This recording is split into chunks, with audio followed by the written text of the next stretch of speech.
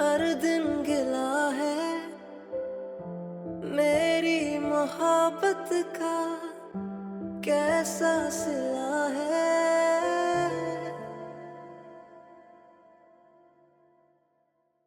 क्या बात है तारा, क्या सोच रही हैं? ज़ैनब, पापा चाहते हैं हम राहा को सब कुछ बता दें। मुझे नहीं लगता वो ये सब कुछ सह पाएगी। वो जितनी बहादुर सही, जितनी भी मजबूत देखने में लगे, लेकिन अंदर से वो एक मोम की गुड़िया है। मेरी बच्ची कहीं बिखर ना जाए। ये जो रिश्ते उसने अपने इर्द गिर्द हसार की तरह समझ रखे हैं, इस एक हरकत की वजह से कहीं उसका एतबार चूर चूर ना हो जाए। लेकिन तारा, बताना तो होगा ना। और हमारी राह बहुत समझदार है, समझ जाएगी।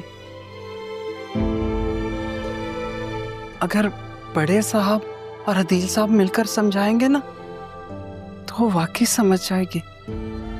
लेकिन अगर उसे कहीं बाहर से पता चला किसी और तरीके से, तो शायद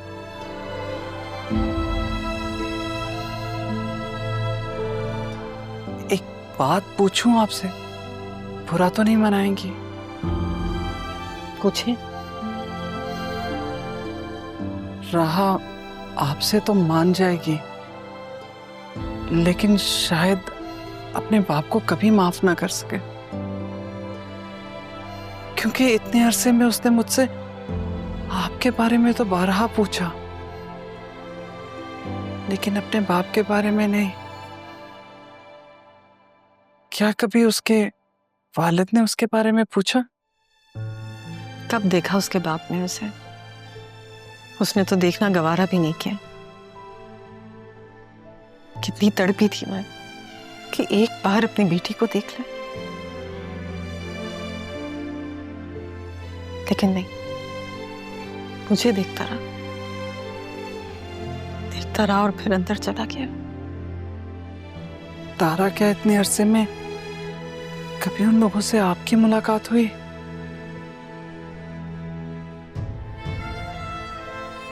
अपनी माँ और अपनी बीवी के साथ पता नहीं कहाँ है वो। पता नहीं है भी या मुझे कुछ नहीं मालूम। अरमान के ददियाल वालों ने कभी राब्ता किया आपसे? नहीं तारा, जैसे कभी राहा को उसके वालिद ने नहीं देखा था, वैसे ही अरमान को भी मेरे शौहर नहीं देख सके। बल्कि वो तो कहते थे कि अपने झूठ की वजह से मैं अपने बच्चे को नहीं देख पाऊंगा। मेरे ससुराल वाले मेरे शौहर के मरने के बाद शायद मुल्क छोड़कर चले गए थे। कभी कोई राब्ता ही नहीं हुआ और मैं आपकी पनाह में आ गई। बताया तो था मैंने आपको जब मैं अरमान को लेकर यहाँ आई थी। अगर उन लोगों ने आपको कभी तलाश किया होता तो क्या आप अरमान को उन्हें दे देती? कभी भी नहीं, ऐसा कभी नहीं हो सकता तारा। मेरे जीने का एक वाहिद वही तो सहारा है, उसे देख देख के तो जीती हूं मैं। बहुत जालिम शौहर था आपका। बीमारी में भी आपको धोखा दे गया। कोई बात नहीं, लेकिन बेटे की सूरत में मुझे जीने का सहारा दे गया।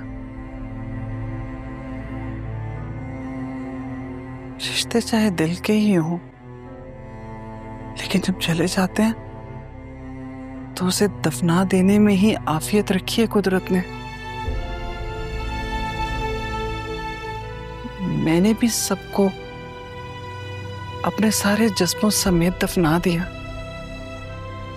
और माफ कर दिया।